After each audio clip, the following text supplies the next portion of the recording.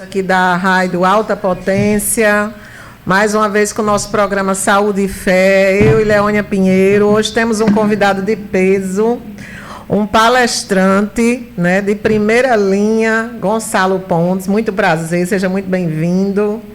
Boa noite a todos e a todas, boa noite aos nossos ouvintes da Rádio Alta Potência, do Instagram, do YouTube. Como o Valdelene estava falando, a gente tem a maior honra de estar recebendo esse grande palestrante aqui hoje conosco, onde vai estar conversando, tirando dúvidas, interagindo com a gente também no Instagram. Então a gente abre essa oportunidade também, quem quiser estar perguntando alguma coisa ao longo do programa, pode ficar à vontade, não é?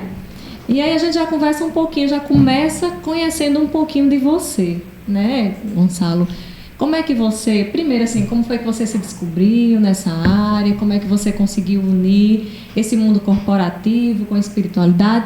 Começa se apresentando um pouco para a gente.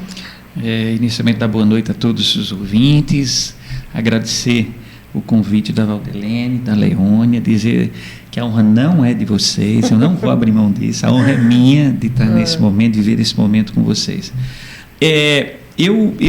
Esse mundo começa para mim há alguns anos, né? Eu vou evitar esse número não, exatamente para ninguém imaginar a minha idade, há alguns anos, não tantos, quando ainda criança eu tinha, e aí eu falo realmente assim, criança com 10, 12 anos de idade, eu gostava de ensinar, de dar aula assim, a meu irmão e a minha prima, a meu irmão Maninho e minha prima Maria Lúcia, e assim, eu sempre tive uma facilidade para números, para matemática, naquela época só matemática, depois física, depois estatística, e foi nessa linha assim, de gostar, de passar, de ensinar, que as coisas começaram na minha vida. Como palestrante, houve uma época em que, ensinando em cursinho, eu sempre busquei algo fora do quadrado, Leônia, assim, eu sempre busquei tentar fazer aquilo, eu sabendo o que as pessoas faziam, mas tentava fazer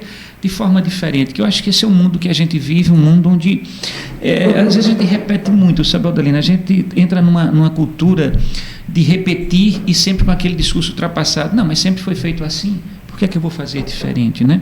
Então a gente vem vivendo um mundo onde cada vez mais a gente precisa da gente e menos de favores.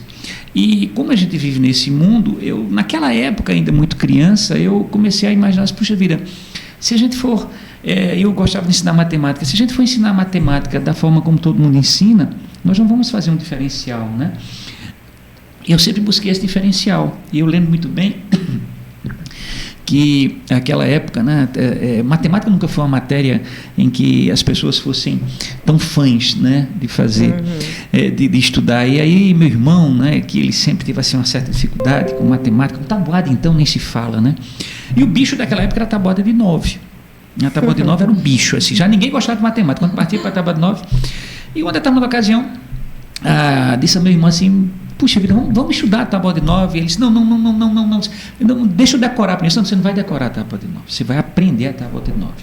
Aí eu perguntei para ele, quanto é 9 vezes 7? Ele fez, lá vem você, eu não estudei, quanto é 9 vezes 7? Ele fez, eu não estudei, eu não sei. E eu disse, qual é o número menor que 7?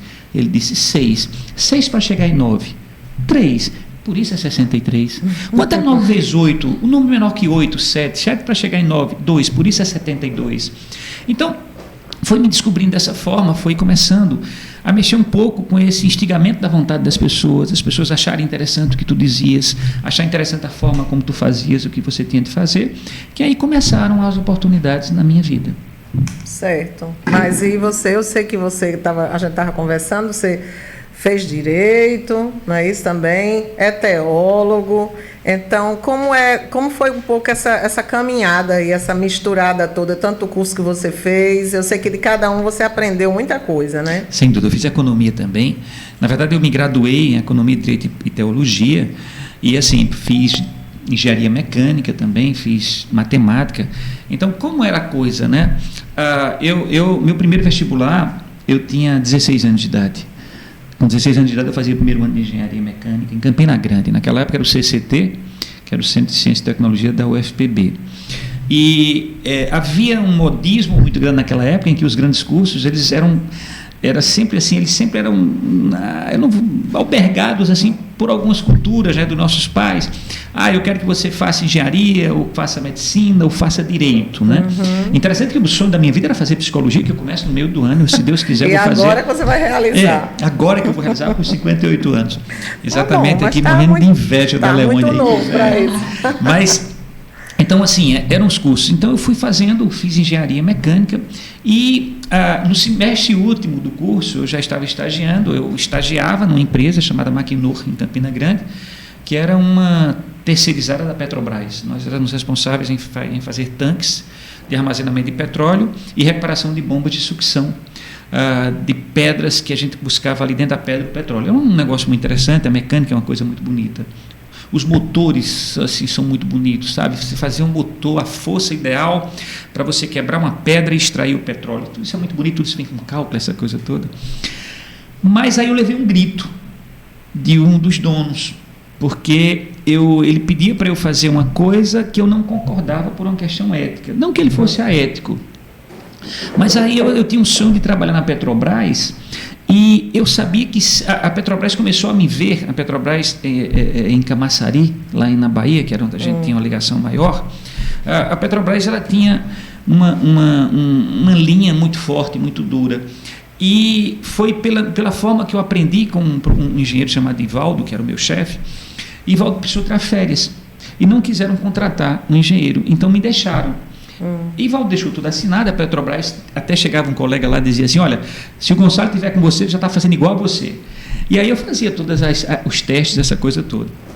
E numa das vezes, eu rejeitei uma linha de produção e faltava a complementação da folha de pagamento e o dono da empresa, um dos donos, eram dois, era o Aladar, e eram dois nomes tchecos. Tchecoslováquia, naquela época existia a Tchecoslováquia ainda, e ele me pediu para fazer uma coisa lá para poder receber o adiantamento que a Petrobras fazia, e assim, a rigor não havia tanto problema, porque a máquina iria, a Petrobras verificaria o erro e voltaria para que fizéssemos o retrabalho. Só que assim, nunca tinha acontecido de algo que eu tinha revisado voltar. E eu não queria abrir essa exceção, né? Eu disse, doutor, eu não vou poder fazer isso, é porque o senhor não está entendendo. Não, você não está entendendo, eu preciso da folha de pagamento, eu não quero ir a banco. Isso vai acontecer em 3 dias, mas doutor, o senhor já tem um nome, o senhor é dono da empresa. E eu fui daquela coisa, sabe, 21 anos de idade. E ele disse, olha, eu não estou pedindo mais, agora eu estou mandando. E ele deu uma pancada na mesa. Aquilo foi uma coisa tão forte para mim. Aí eu disse, doutor, o senhor está com raiva de mim porque eu quero fazer o certo. Mas eu não estou pedindo para você fazer errado. Eu estou pedindo só para você, durante 3 dias, ajudar a nossa empresa na qual você trabalha para... Eu disse, doutor, eu não vou fazer, não. Ele fez, então passa um RH. E, por favor, nunca mais volte aqui. Isso me chocou, isso é um tom de voz mais alto, não vou dizer aos gritos. Aquilo me chocou. E aí, na época, estava uma moda muito grande de economia. Né? Aquela época dos planos de verão, plano real, plano isso, plano aquilo. Eu fui fazer economia para poder ensinar nas faculdades. As faculdades tinham um vácuo muito grande. Sempre você buscando essa linha de ensinar, né? Era, sempre de ensinar. Aí fiz economia, me formei e comecei a ensinar. Os planos começaram a dar errado. Aí quem começou a ganhar dinheiro foi quem era advogado. Aí eu fui estudar direito para poder ganhar dinheiro, tudo na sobrevivência, né? E depois comecei a entrar nessa vibe de palestrante e vi que o mundo corporativo era muito seco com relação a Deus. Eu vi uma inexistência muito forte de Deus em tudo, né? Essa coisa toda de... Por exemplo, quantas e quantas pessoas que agora nos ouvem pedem ajuda a Deus para arranjar um emprego e quando arranja começa a reclamar do emprego. É exatamente a necessidade de Deus para você ter e a ausência de Deus quando você tem. Né? Então, assim, eu comecei a ver isso com muita avidez, com muita frequência. E aí eu fui fazer teologia, para fazer a teologia entrar na minha fala agora de forma acadêmica, claro que cadenciando, porque também é complicado você por aí afora, pelo Brasil todo, como eu ando, com tantas culturas, com tantas empresas, com tantos segmentos, sabe? Você falar em religiosidade, né? Tu tens que saber cadenciar, operar, utilizar quando cabe, né? Mas sempre cabe. E é interessante que é o que tem feito a diferença aí fora. Você vê palestrantes como, por exemplo, para mim, os dois palestrantes de renomes hoje no país, é o Karnal e o Cortella, né? Ambos filósofos, Com né? certeza. Mas se você for buscar, pouco eles falam em Deus, né? Então, se eu fosse falar, eu sou paraibano, com muita honra. Eu estou aqui fora há 25 anos, fora da Paraíba, porque quando eu comecei a dar palestra, eu tinha um concorrente que eu não consegui vencê-lo. Ele não me deixava entrar no mercado. E assim, não por fraqueza, mas sim pela impossibilidade de vencê-lo. Eu tive que sair daqui e fui para o sudeste do país trabalhar. Depois eu comecei a ser convidado por empresas, por agências que me vendem lá fora. E qual era o meu grande concorrente dessa época, Valdelene? Eu ser paraibano. As empresas paraibanas não contratavam paraibanos para dar palestras. Isso há 25 anos. Que preferir buscar lá fora, aí existe um pouco disso. Às vezes tem essa coisa do... Né, principalmente em todos os nossos segmentos, né, na tua profissão medicina. Tem um amigo meu que disse, olha, eu não gosto dessa medicina aqui de João Pessoa. Todo o meu check-up eu faço em Recife. Eu me contando recentemente. O pessoal tem isso. Aí ele foi para Recife, recentemente há 2 anos, ele foi para Recife fazer o check-up dele, e quando sentou com o médico, na época pagou R$800 a consulta há 2 anos. E quando ele sentou com o médico, ele disse, olha, doutor, eu sou da Paraíba, mas eu não confio naquela medicina lá. E aí, porque paraibano adora falar mal da Paraíba fora da Paraíba, adora, né? E brasileiro adora falar mal do Brasil. E aquela história, santo de casa não faz milagre. Não obra milagre. É bíblico. Nem Jesus, né? É bíblico. É. Em Jerusalém ele não conseguiu fazer. E aí, quando ele chega lá, o médico aí ele disse, doutor, eu quero que aqui estão os exames, esses exames eu não quero ver. Aqui do lado tem uma clínica, que é minha esposa que toma conta, é médica também, o senhor vai fazer os exames. Lá nós não temos plano também, como aqui eu não tenho. Então o senhor vai ler, mas doutor, o senhor não vai nem dar uma olhada nisso? Não, se o senhor é de lá, não confia, eu vou confiar. Então, às vezes a coisa vai de encontrar a gente. O feitiço vira contra o feiticeiro. Pois é. Então, assim, eu saí e comecei a fazer o seguinte, olha, se eu for fazer filosofia para concorrer com esses bambambãs lá do Sul, que tem a oportunidade de mídia, a minha oportunidade de espaço no mercado vai ser muito pouca. Então eu entrei pela teologia, onde eu tenho conseguido meu espaço e tem dado muito certo. Legal. Aí como é que você... E que tipo de empresa que lhe chama assim, para você dar essas palestras, Gonçalo? Assim, todos os segmentos, né? Assim, você vai calçados, eu recentemente tive em fibra, sisal, concessionárias, fábricas em geral, assim, fábricas de todas as formas, atacado, associações, eu estou indo agora para a Associação Carioca de Atacadistas e Distribuidores de Alimentos, a DERJ. Então, assim, não tem uma escolha assim. Desenvolvi alguns produtos para órgãos públicos. Agora, recentemente, eu fiz uma jornada muito interessante pelo país afora de jornadas escolares, abrindo jornadas escolares, mostrando um pouco do que significa esse professor nesse momento pós-pandêmico, onde tivemos 2 anos aí professor enganando que ensinava e aluno enganando os que aprendia, e nós tivemos aí um vácuo de 2 anos com problemas horríveis aí nesse, né? Temos para intentar. Foi dessa forma. E geralmente, Gonçalo, quando as empresas chamam, elas têm uma demanda, né? E muitas vezes pela própria realidade da empresa que já existe. Geralmente, qual é a demanda assim, que você percebe que eles chamam bastante? Eu sempre busco a proatividade, né? Por exemplo, o meu trabalho carro-chefe agora, desse ano, pelo menos esse primeiro semestre, chama-se Fandelidade. O sentimento que multiplica resultados. Fandelidade é um termo criado por mim. E eu crio muitos termos, estratecução, estratégia mais execução, ou seja, não adianta ficarmos no campo das ideias, nós temos que, se ficarmos no campo da estratégia, a gente não consegue executar, né? Então, estratecução, a gente tem que ter estratégia e colocá-la em prática, né? A rádio de vocês é um exemplo disso, o programa de vocês é um exemplo disso, sai um sonho, se ficar no sonho vira pesadelo, a gente tem que executar, né? Sim. Então, fandelidade é um termo que eu criei que origina-se a partir da ideia da necessidade de termos fãs. Vocês precisam de ouvintes fãs de vocês. Qual é a diferença do ouvinte fiel para o ouvinte fã? O ouvinte fiel, ele te assiste e não abre mão disso. O ouvinte fã, ele te assiste e faz propaganda. Ele se preocupa com o seu crescimento, ele se preocupa como é que você está nos custos, se você precisa de ajuda, ele quer saber mais de você, ele entra na tua vida. Então, a fidelidade vem muito disso. Respondendo à sua pergunta, Leônia, as demandas são inúmeras, são múltiplas. Por exemplo, a semana passada eu estava no Rio e fiz uma demanda de lançamento de um produto da Nestlé. Ele lançou um produto e eu fui fazer esse lançamento no mercado, né, para o departamento comercial. A relação interpessoal, em muitas ocasiões as empresas elas estão ali capengas porque a relação interpessoal no trabalho ela não é boa. Então eu vou fazer uma palestra para a relação interna, aí vem bem interna corporis, né, só para dentro da empresa. Mas, assim, no campo da liderança, no campo das vendas, no campo do comportamento, no campo do atendimento. Então, assim, a gama é muito forte, a gama é muito grande. Os públicos são diversos e desafiantes, né? O ano passado eu me deparei lá em Brasília com um público de juízes, embargadores e desembargadores, trabalhando o quê? Comportamento. Sim. Trabalhando humildade. Humanidade, né? Humanidade, né? Trabalhando exatamente isso para eles. E logo em Brasília, né? Pois é, onde mais tem, né? Um encontro que eles tiveram lá.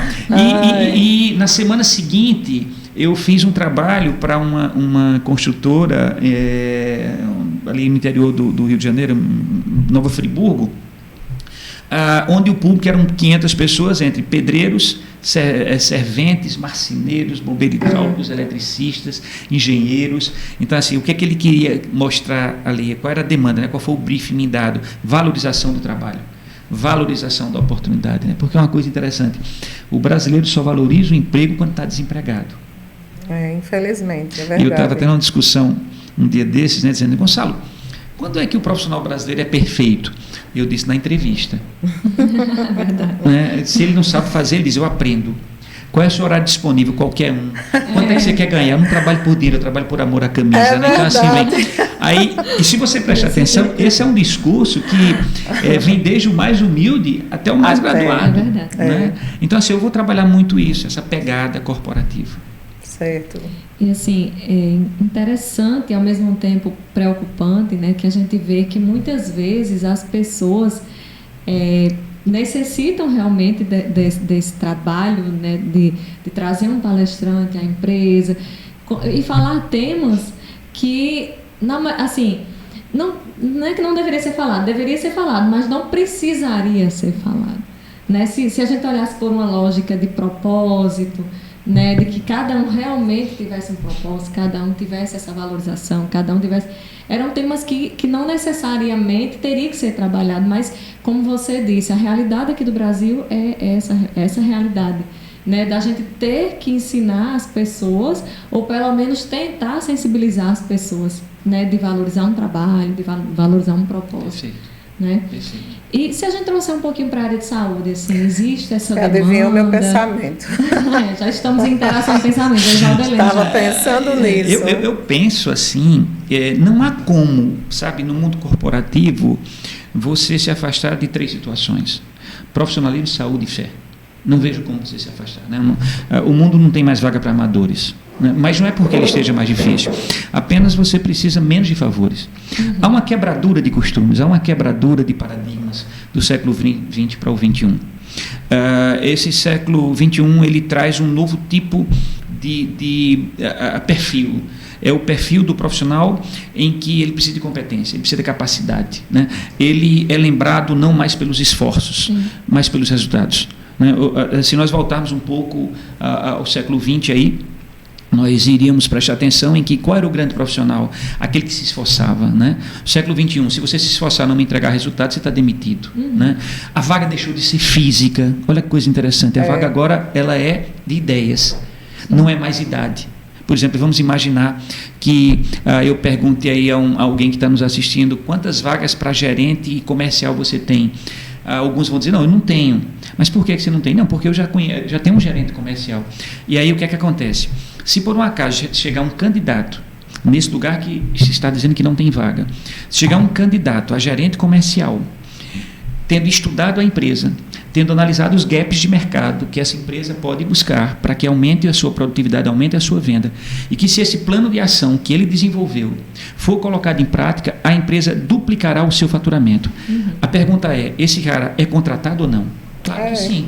Mas não tinha um rapaz, mas a vaga não é física, mas a vaga é das ideias, independente da idade que a pessoa tenha.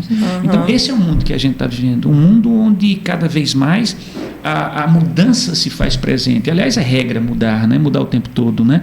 Se vocês não vão me deixar mentir, vocês estão sempre inovando, estão sempre buscando novas pessoas, novas ideias. Por quê? Porque ninguém aguenta mais a mesmice. O momento agora é do agorismo. Temos que fazer agora, não dá para a gente esperar amanhã. É mais ou menos o regime do dia primeiro. Quando é que você vai começar seu regime? Dia 1º, nunca começa. Né? Quando é que você vai começar a sua academia? O mês que vem, nunca começa. Ano que vem. Toda segunda-feira. Tem que ser, na segunda, tem que ser o agorismo. Né? O momento agora não é mais a mesmice, é do agorismo. Né? Então, assim, o profissionalismo ele não é uma questão essencial hoje em dia, ele é fundamental. Sim. Se você for profissional, você tem vaga no mercado. Se você fizer aquela coisa que todo mundo faz, você caminha para a média, e a média caminha para a mediocridade. Tu tem que estar acima. Por quê? Porque o mercado não tem mais vaga para os bons. O mercado só tem vaga para os melhores, os excelentes. Qual é a grande notícia? Você não precisa de nada para ser melhor. Precisa de você. Se eu perguntar agora ao seu público, você consegue ser melhor como ser humano? Consegue. Se você consegue ser melhor como vizinho? Consegue. Você consegue ser melhor como família? Consegue. Você consegue ser melhor como profissional? Consegue. Pergunta do século XXI.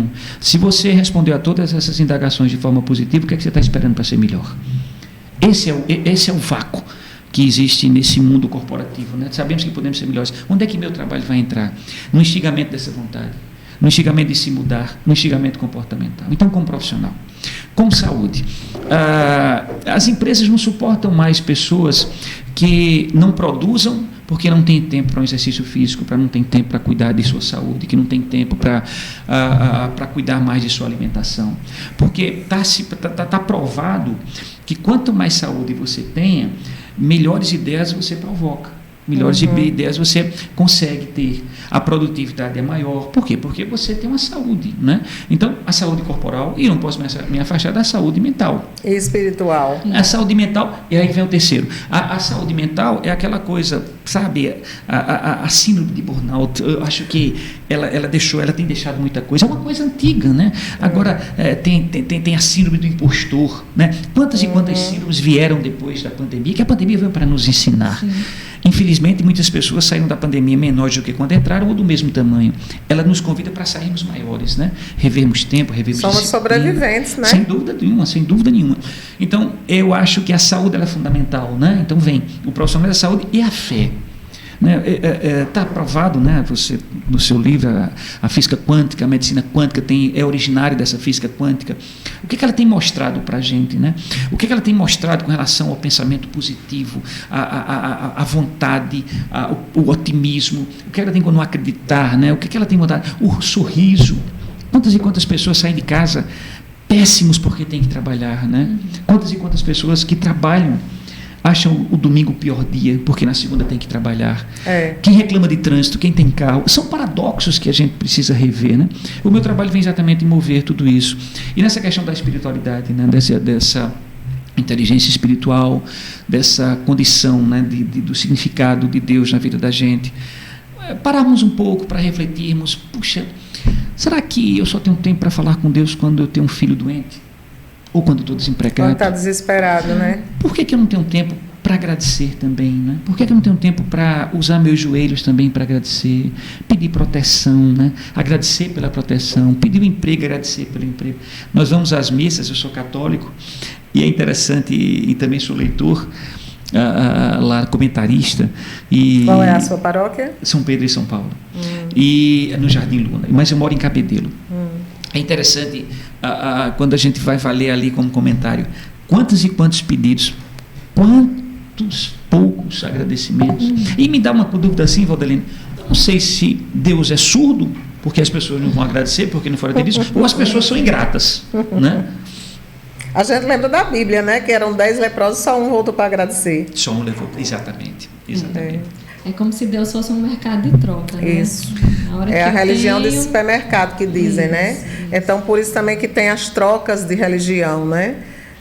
O Deus é um só. Então, assim, mas aí, porque Deus não me atendeu, porque religião tal está me prometendo que eu vou ter um emprego, que eu vou ter meu marido de volta.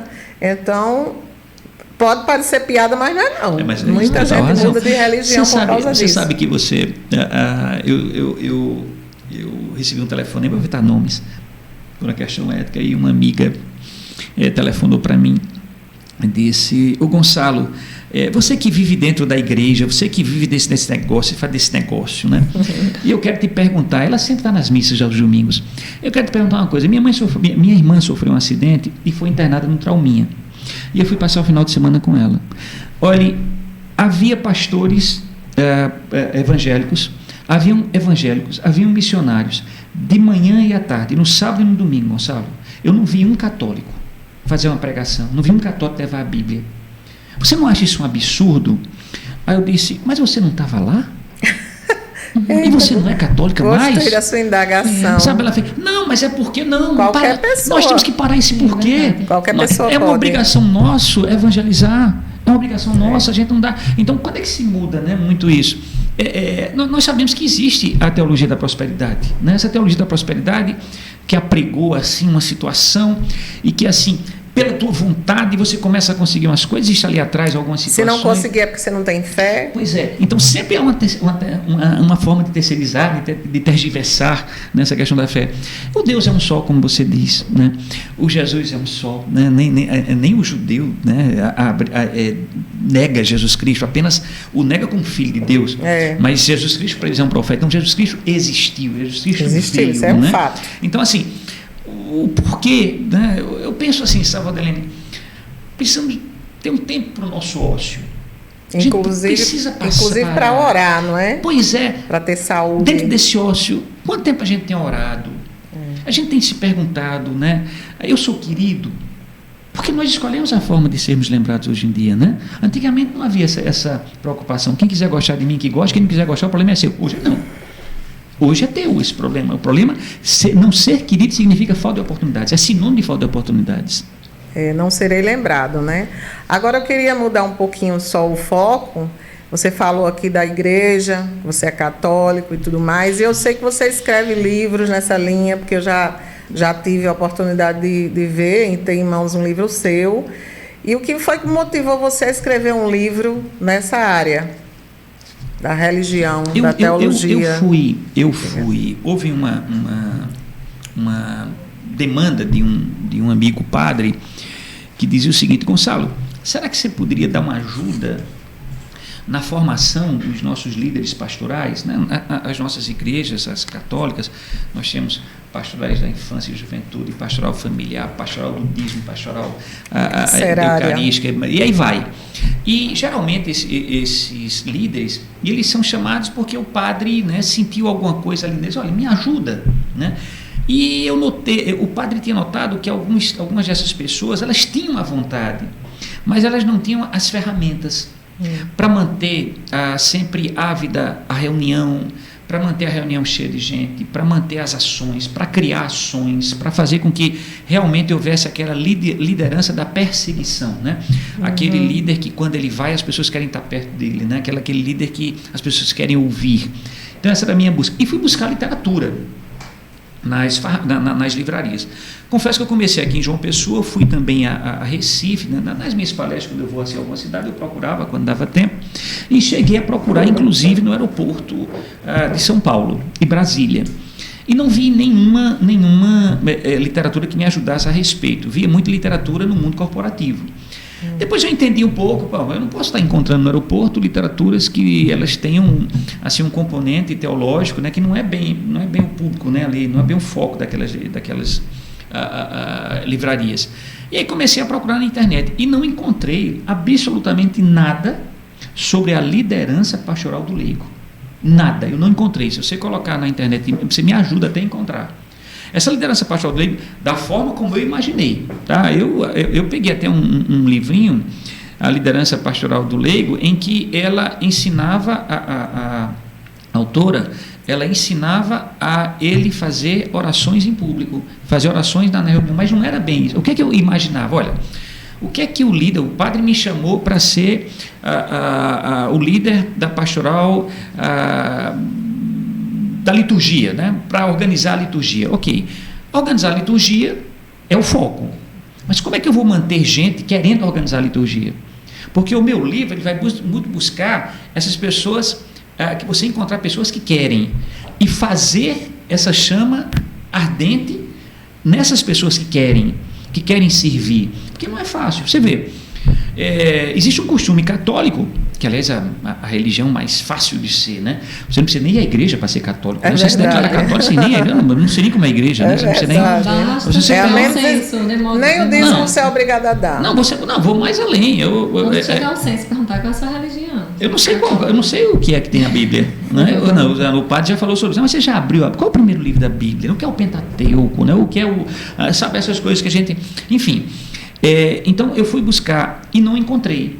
Então, com a minha experiência de igreja em pastorais e com a minha experiência também no mundo corporativo de liderança, eu fui buscar unir, né? Claro, respeitando totalmente esse mundo espiritual, porque quando eu falava na liderança, assim, qual é o grande líder do mundo corporativo? Aquele que é seguido, aquele que tem torcedor. Então, essa ideia eu levo para o meu livro do leigo, da pastoral, para eu formar esse leigo.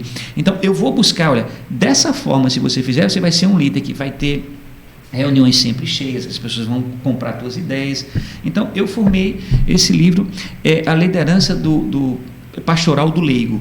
É um livro que eu montei como se fossem 10 passos. É um livro de cabeceira em que ele tem um início assim extremamente explicativo eu tive um cuidado muito grande, porque, por exemplo, de repente nós temos aquela igreja naquele bairro periférico, né, em que em muitas ocasiões as pessoas ali não têm aquela expertise de rapidamente entender a proposta desse líder, né? E aí nós temos uma igreja assim num patamar maior, inclusive com relação à cultura. Então eu tive cuidado de fazer uma linguagem nesse livro onde tanto fosse entendida por ambas as culturas, né? Independente, por mais múltiplas que fossem. E ficou um negócio muito bacana, inclusive o prefácio é de Dom Delson, que me deu a honra desse prefácio. Que coisa boa. Tem alguma participação aí, nossa, aí, Leônia, hoje? Só que é Carlinha.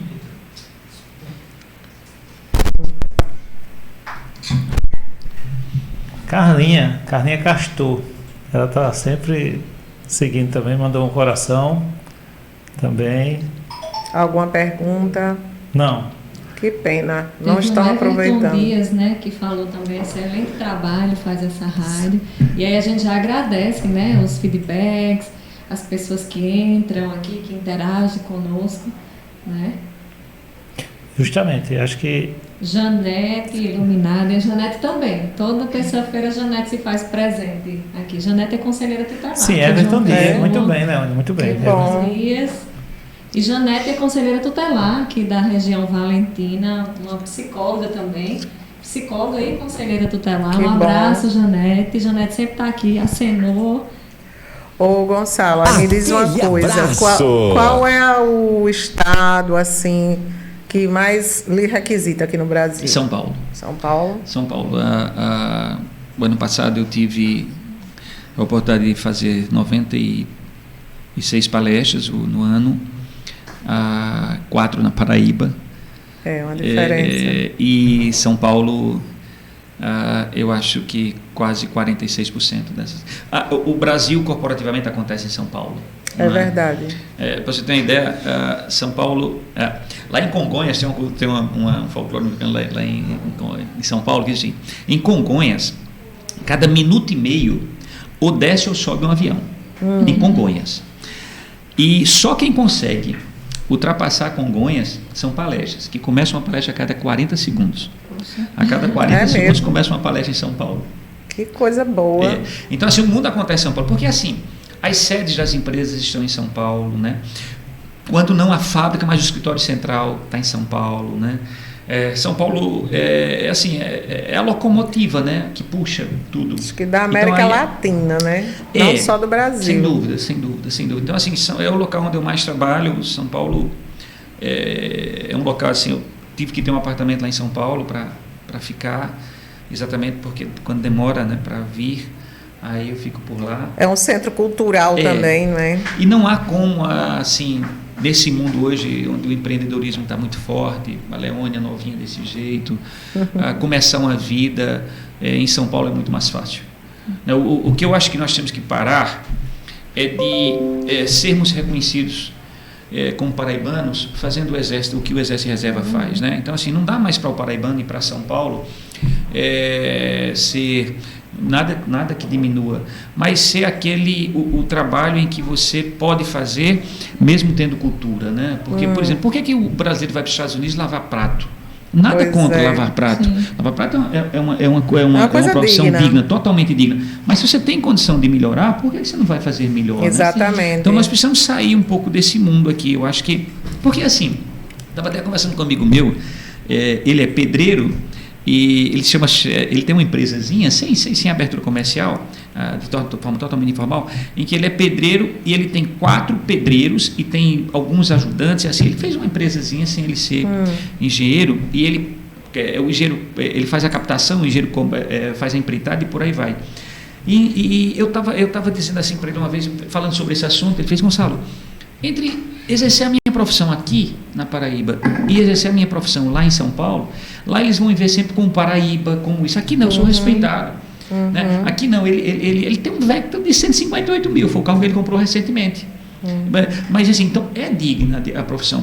Mas o que puxa vida, por que eu não posso exercer essa função aqui? Sim. Por que eu tenho que ir para lá? Você né? tocou num assunto que eu ia justamente lhe perguntar. Como você sente algum tipo de preconceito lá, por ser nordestino, pelo sotaque?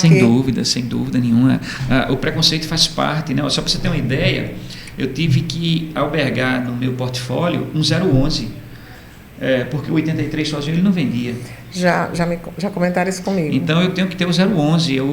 Assim, é muito comum, né? Um dia eu estava, é muito comum isso em acontecer, principalmente aqui em Pernambuco. Aqui em Pernambuco também é interessante como em muitas ocasiões assim o pernambucano nos vê como paraibanos, né? Assim, tem umas coisas assim que doem no ouvido da gente.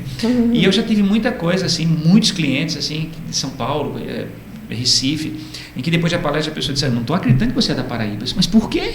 Tem tanta coisa boa na Paraíba. Eu vou dizer mais além disso, eu pergunto para eles.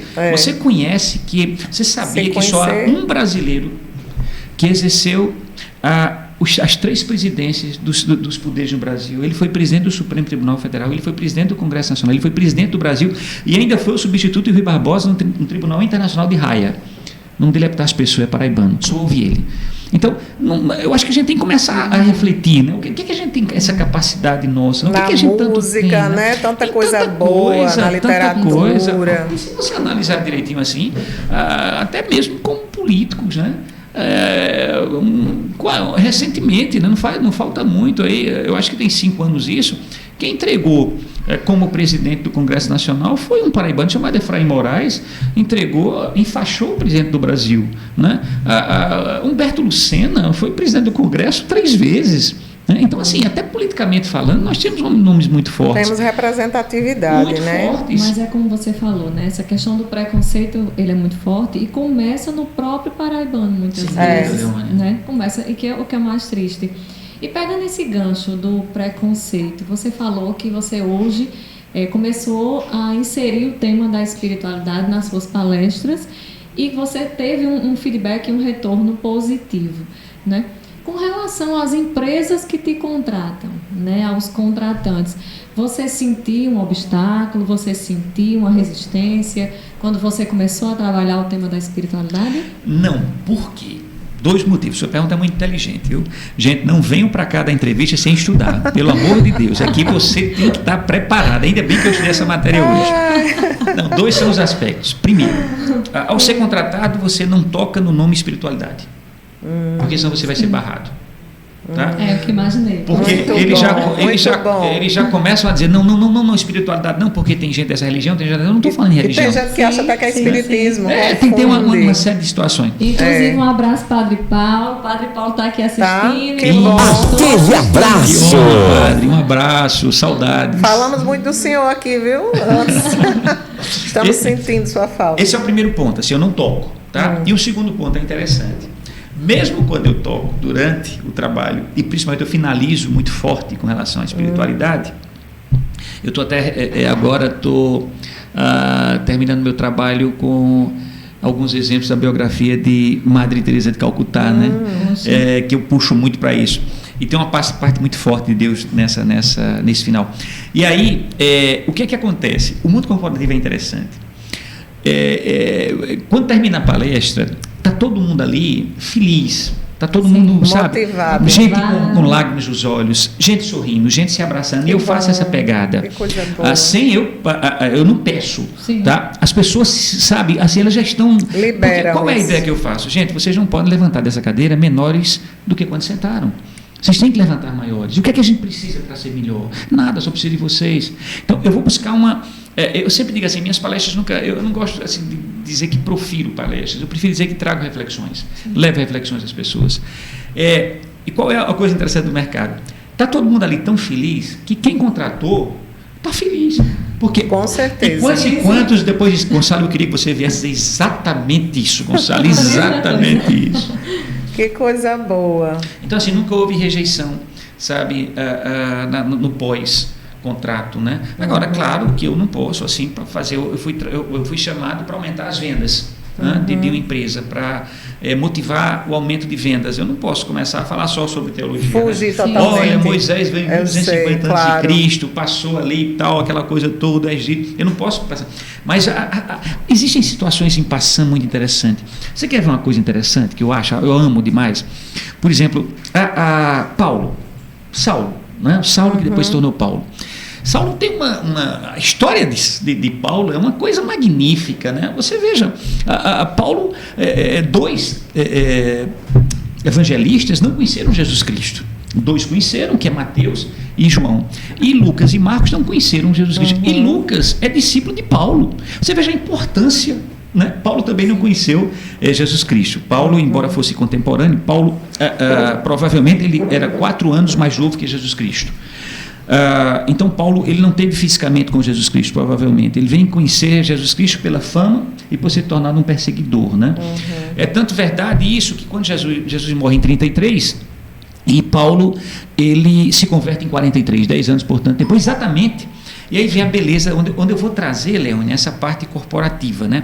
Então, entro um pouco assim, né? Quando eu vejo que o público está muito ávido, está muito assim curioso, aí você dá aquela entrada, porque tem uma coisa interessante. Quando você sente que as pessoas estão curiosas com o que tu vens dizer, ninguém está olhando para relógio. Ninguém quer sair, ninguém levanta mais. Então, quando eu preciso de mais ou menos 8 a 12 minutos para a pessoa não olhar mais para o relógio. É o quanto tempo que eu preciso nos meus trabalhos. E vocês sabem, claro, que esse início ele é fundamental. Ele tem um início e como comportamento, ele tem aquela coisa parabólica, né? Que ele vai, você está muito bem, daqui a pouco você começa a descer, é hora de outra pancada, é o meio. Aí você tem dá que outra modificar. pancada. E por falar em modificar, Sérgio está querendo falar alguma coisa. Não, tem muita Desculpe. relação, porque quem está assistindo é Paulo, Isso. Padre Paulo. Que eu sou fã, viu? Aí Padre ele Paulo. está comentando alguma coisa? Já colocou aqui que está assistindo, já colocou o coração, escreveu estou sim, acho que ele quis dizer que estava assistindo, Sim, como eu saí. sim. Ele está aqui, está Que fiel bom, aqui. que bom. Esperamos, né, ele, né, em breve aqui. Aí Eu vem pensava da que ia aula. ser hoje, mas infelizmente ele não pôde vir. Eu acho que até ele deveria vir até como um dos convidados primeiro, para depois... É mesmo. Sabe que eu pensei nisso? Ele primeiro vai ser entrevistado. Entrevistar o Padre Paulo, né? Padre Paulo. Ensina muito, Padre Paulo. Eu acho que ele consegue ensinar até no silêncio, olhando para você. Ele ensina, né? Um negócio bacana. Mas só para complementar, como é que eu fecho a coisa corporativa? Então, Paulo indo para a cidade de Damasco, ele ouve Jesus Cristo, né, porque me persegue. Jesus Cristo surge numa luz muito forte, em que ninguém que vinha com ele, né, vinha alguns amigos com ele, ele ia numa perseguição de cristãos a Damasco, ele ia cobrar impostos e assim o cristão não tolerava Paulo, né, Saulo na época. E aí Jesus pergunta a ele, olha, por que me persegue? Se pergunta pela segunda vez, e aí ele nasce ele fica cego, porque nascem umas crostas nos olhos dele, e quando ele chega em Damasco, Jesus aparece a Ananias e diz, vai lá na casa de Paulo e converte Saulo. E Ananias diz, mas Senhor, esse homem é um perseguidor, vive martirizando, vive entregando aquela coisa, vai lá. E quando vai, ele pergunta a Ananias, olha, Jesus mandou vir aqui. E tudo era muito confuso, e aí ele diz, agora eu creio nele. E então cai e ele volta a ver, né? São duas situações de cegueira momentâneas pela falta de fé que existe na Bíblia. Zacarias, o marido de Isabel, pai de João Batista,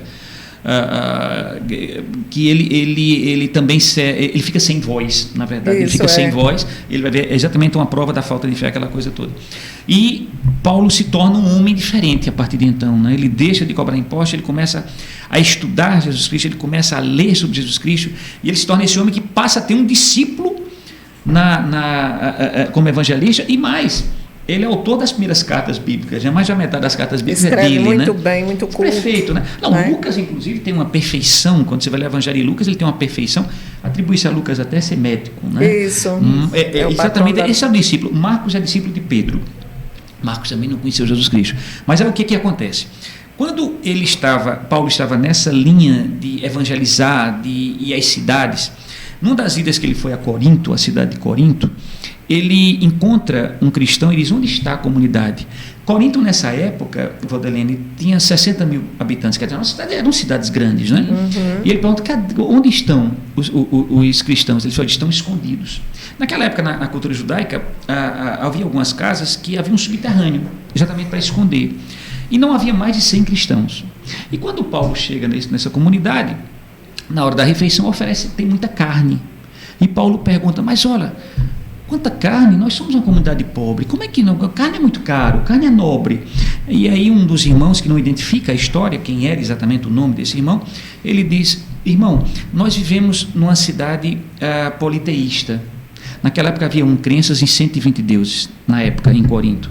E eles, é cultura deles, praticamente a toda hora, eles irem por tradição oferecer animais nas montanhas, naquela cultura judaica que tanto as pessoas eram enterradas ali em cima, como a tradição de você matar animais, né?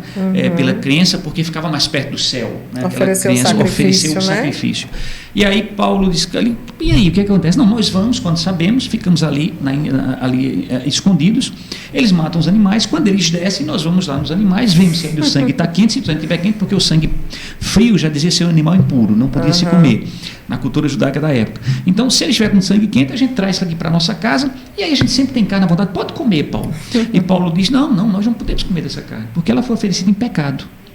E aí ele se joga: mas como, Paulo? Essa carne nos faz mal? E aí vem a grande apologia de Paulo, onde eu faço, por analogia, o mundo corporativo. Paulo diz: tudo nos é permitido, irmão, inclusive comer essa carne, mas nem tudo nos convém. Onde é que eu venho para o mundo corporativo? Lhe é permitido você não melhorar, lhe é permitido você não produzir mais, lhe é permitido você fazer a mesma coisa que todo mundo faz, mas não lhe convém, porque senão você não vai crescer na sua empresa. Faça como Paulo, comece a fazer diferente. Então, nessa analogia, eu trouxe a Bíblia, a história bíblica de Paulo, houve um interesse, e quando há um interesse, você deixou uma semente.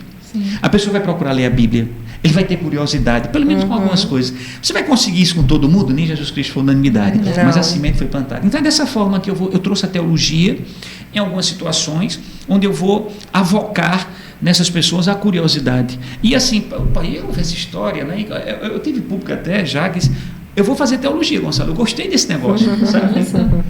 E assim, a referência, né? Na sua fala a gente percebe também, quando você diz: Paulo não conheceu Jesus, mas ele teve uma referência. Sim, sem dúvida. Então, assim, a importância da referência e das referências na nossa vida. E quando você diz assim, que dá uma palestra que traz um pouco de teologia, e as pessoas admiram e dizem: eu vou fazer teologia também. Desperta, né? Então, a importância da referência e da semente plantada, né? Sem dúvida. E a palestra, justamente, você tem que captar a atenção da pessoa, como você fala, porque ninguém vai aguentar estar ouvindo muito tempo. 50 minutos, Gonçalo, monótono. Não consegue. Você tem que dar de repente um pico, isso mesmo. Você tem que dar uma pancada para as pessoas trazerem assim, né? Pouco, né? Por exemplo, se quer ver assim, uma coisa que eu digo: puxa vida, tempo, né? Quando eu estou trabalhando no tempo, e aí eu procuro sempre assim, nesse momento em que a pessoa está descendo o comportamento da desatenção, eu vou puxar para a atenção. Por que a gente só diz a palavra de amor a quem a gente ama quando olha no caixão dessa pessoa? Danado isso. Aquela pessoa não está mais ali, né? Eu aprendi com o senhor Ivônio, um grande amigo que eu tenho, e ele me ensinou que diz: Gonçalo, quando você chega em algum velório que as pessoas estão beijando o defunto, aquele beijo em testa fria é beijo de arrependimento. Era para eu ter feito isso, era para eu ter feito aquilo, era para eu ter dito isso. Quantas vezes eu quis ir na tua casa ontem, papá. Então, assim, o que é que eu vou buscar nesse meu público quando eu conto essa história? Beijo de testa quente. Quando foi que você beijou pela última vez quem você ama? Pegou na mão, né? De que forma você está saindo para trabalhar? Porque tem gente, quando sai para trabalhar, Valdelene, diz assim, graças a Deus foi trabalhar, para se ver livre daquela pessoa. Né? Essa mesma pessoa, quando chega no trabalho, quando tira férias, as pessoas dizem, graças a Deus entrar de férias. Ou seja, você está se tornando indesejado. Então eu vou começando a provocar essas pessoas. Sabe? Eu busco elas sair de si e se autoanalisar, né?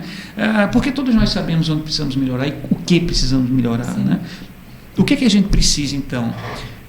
Nos reenxergar, nos reinventar. Né? Então, eu acho que esse momento em que a gente está vivendo, onde precisamos mais da gente, onde o mundo não está mais difícil, quando as pessoas... Eu sou de uma época, eu tenho 58 anos, como eu já disse, e na minha rua, eu ainda criança, eu lembro muito bem de meu pai, nós tínhamos uma TV preto e branco. Na minha rua tinha uma casa com TV a cores e tinha casas que não tinham TVs. A minha tinha preto e branco. Né? Hoje a gente conta quantas TVs de plasma tem em cada casa. O mundo está mais difícil. Tem na cozinha, tem nos quartos. Não está mais difícil. Cada um com celular já é uma TV e não se valoriza mais. Não, criança de 4 anos tem um celular, né? O de última geração. Então, será que o mundo está mais difícil? Não, a gente precisa mais da gente. Papai dizia um negócio assim, dizia, filho, quer se dar bem na vida? Trabalhe. Mas se você quiser ter sorte, trabalhe 2 vezes. Então, assim, o que é sorte? É o momento que se encontra o talento e a oportunidade. A oportunidade existe, agora você tem talento para alcançá-la. Isso, né? Para buscar, se esforçar, se qualificar. O diferente, né? Você, como eu disse aqui, a gente escolhe como deseja ser lembrado, né, pelas pessoas. O que é que faz com que esse programa tenha a audiência? A forma como vocês buscam ser lembradas. Como vocês estão sempre buscando ser lembradas diferentes, sempre vai aumentar essa audiência. E isso não pode ser uma fase de conforto. Sim. Essa fase de conforto ela é perigosa, porque ela te leva à inércia. Inovar, buscar, gerar curiosidade nas pessoas, gerar situações em que as pessoas... Trocar experiências e aprendizado. Aquela coisa, eu sempre digo assim, quando eu vejo meu público dizer, puxa, estou no caminho certo. E então, nós 3 aqui temos isso em comum, porque já que a gente, tanto eu e Leônia, que a gente está aprendendo, né, a ser apresentadora de programa, como Gonçalo aqui é palestrante já de muito sucesso, então a gente está sempre buscando se renovar e aprendendo com cada pessoa que vem aqui, né, Leônia? E vamos desde já, que nosso tempo está esgotando, vamos... Já. Nem sentir também, olha, você realmente consegue fazer com que as pessoas esqueçam o relógio. A gente vai agradecer, né, Leônia, a participação, e queria só que você deixasse uma mensagenzinha final e uma outra oportunidade, com certeza você... Eu quero agradecer muito a vocês duas, muito. Quero agradecer a Padre Paulo, porque ele fez o elo, né, entre a gente, né, entre eu e você. Eu estou aqui hoje. Agradecer ao Sérgio, depois de tantos anos a gente ter se reencontrado, né, a gente conversou outrora. E a mensagem que eu quero deixar para vocês é o seguinte: há uma passagem bíblica que conta a história de Lázaro, né, o grande amigo de Jesus Cristo. E Lázaro tinha 2 irmãs, a Marta e a Maria. E quando Lázaro morre, Marta pede a um mensageiro para ir comunicar a Jesus. Jesus estava, aí vem a história que está atrás da Bíblia. Jesus estava 2 dias de caminhada. Então esse mensageiro caminhou 2 dias, Jesus, quando toma conhecimento, volta mais 2 dias de caminhada. Portanto, 4 dias, quando a Bíblia fala sobre os 4 dias que Lázaro tinha morrido. Só para explicar esse fato. Quando Jesus chega lá na casa de Lázaro, Marta comunica, ele fez onde ele está. Então ele estava onde eram enterrados, né, os defuntos, eles estavam numa caverna lá em cima, numa montanha. E quando Jesus vai com os vizinhos, com Marta e Maria, ele olha para Marta, aponta, né, onde ele estava, tem uma pedra que fechava o túmulo, e Jesus diz: retire a pedra, Marta. E Marta diz: Senhor, ele já morreu faz 4 dias, né, para a gente entender os 4 dias. E Jesus novamente diz: Marta, retire a pedra. E Marta retruca novamente: Senhor, ele já tem mau cheiro. E Jesus, pela última vez: Marta, retire a pedra. E com os vizinhos, ajuda os vizinhos, Marta, retire a pedra. Jesus olha para cima, dá graças e comanda: retira-te, Lázaro, né? Levanta-te, Lázaro. Algumas traduções sai, aquela coisa. Então Lázaro sai ainda com vestes fúnebres, sem entender muito aquilo. O que é que essa reflexão bíblica, dessa perícope especificamente, quer dizer? E aí vai a minha mensagem. Jesus, com esse exemplo, ele pede a você que nos ouve, você que nos assiste, a fazer a parte mais fácil. A parte mais fácil é retirar as pedras do caminho da gente. a mais difícil Jesus vai fazer, como fez na vida de Lázaro, foi o reacordando e vai fazer na sua. Faça a sua parte, que Jesus fará dele. Muito Fantástico. Obrigada, né, Leônia? Obrigada a todos, obrigado, Gonçalo, obrigado aos seguidores que estiveram interagindo aqui conosco, né? E aqui uma lembrancinha que a gente dá para o programa, Poxa, a todos os obrigado, nossos entrevistados, é um anjinho, obrigado. né, para representar essa espiritualidade. Obrigado. Né? E obrigada a todos, até Boa a próxima noite, até a próxima terça-feira. Boa noite. Que lindo. Que bom. Passa rápido, né? É, aí você chegou quando? Aqui. Chegou. De viagem. Ah, tá. Anteontem de madrugada. Então, vive na ponta aérea. É. E é uma vida assim que eu amo. Eu não me canso. Uma vez cheguei em Macapá. Quando se faz o que gosta, não se Não, cansa. se eu cheguei em Macapá, eu me lembro que eram 3 horas da manhã, e eu me desencontrei confuso, eu não sabia se era para trás ou para frente, e eu me lembro que a palestra era 11 horas, e eu não dormi, e ficou uma coisa assim, e eu me lembro muito bem que o cara que veio me buscar disse: puxa, professor, o senhor não dormiu bem, né? Eu disse: como assim? Seus olhos são vermelhos. Era a única forma de você ver que eu não tinha dormido bem. Mas assim, quando terminou, ele fez: professor, eu não acredito que o senhor não dormiu bem, o senhor está com algo hoje nos olhos, será que não é conjuntivite? Não, era o sono. E a palestra foi exatamente quando tinha tudo isso, assim, então foi uma... É porque quando a gente gosta, a pessoa se renova.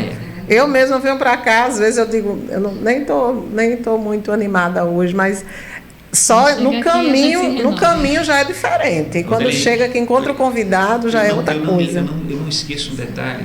Quando eu fui trabalhar, eu fui chamado para fazer uma palestra na Telpa. E fiz uma palestra na Telpa, aquela Telpa que era lá no começo da Eu sei, conheço. Rádio Alta Potência.